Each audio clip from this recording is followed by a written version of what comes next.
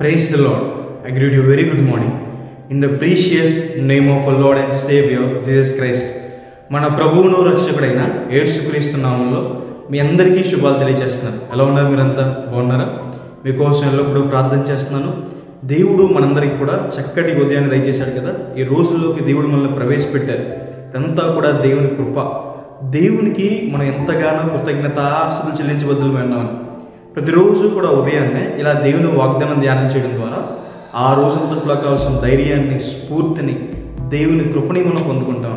ఈరోజు కూడా ఒక వాగ్దానం ధ్యానం చేద్దాం. చూడండి, బైబిల్ చిన్న వాళ్ళంతా ఓపెన్ చేయండి. హగ్గయి గ్రంథం 2వ అధ్యాయం 23వ వచనం. నేను నిన్ను ఏర్పరచుకుని ఉన్నాను. హల్లెలూయా. ఎవరో తృణీకరించారని, ఎవరో పక్కన పెట్టేశారని, అవమానకరంగా మాట్లాడారని బాధపడుతున్నారా, కృంగిపోతున్నారా?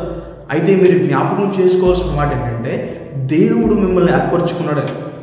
ఆయన భక్తులుగా ఉండడానికి, ఆయన్ని సేవించడానికి, ఆయన పరిచారకులుగా ఉండడానికి దేవుడు మిమ్మల్ని ఏర్పరచుకున్నాడని.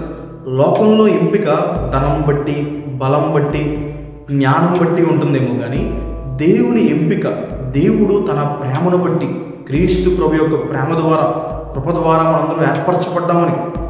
లోకంలో బలమైన వారిని సిగ్గుపరచడానికి దేవుడు బలహీనమైన వారిని ఎన్నుకున్నాడు.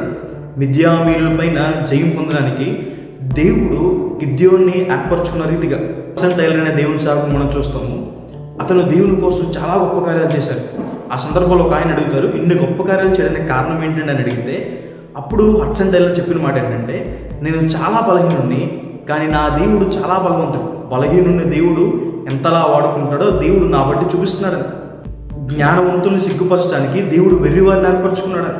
దేవుడు మనల్ని తన జనముగా, తన స్వాస్థ్యముగా ఉండడానికి ఏర్పరచుకున్నాడు.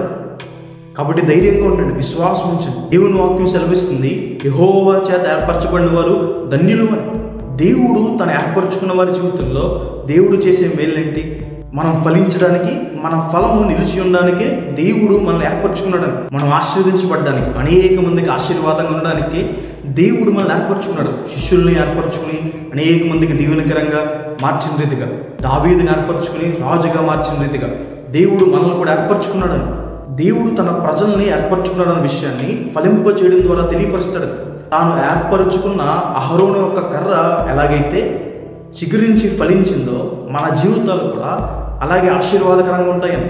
దేవుడు తను ఏర్పరచుకున్న వారికి కాపుదలిస్తాడు. దేవుడు వారిని కాపాడుతాడు. పగలు మేఘస్తంభంగాను, రాత్రి అగ్నిస్తంభంగాను ఇశ్రాయేలును కాపాడిన రీతిగా దేవుడు మనకి అగ్ని ప్రాకారమై ఉంటాడు. తన దూతల కాపుదల దేవుడు మన పక్షాన్ని ఉంచుతాడు.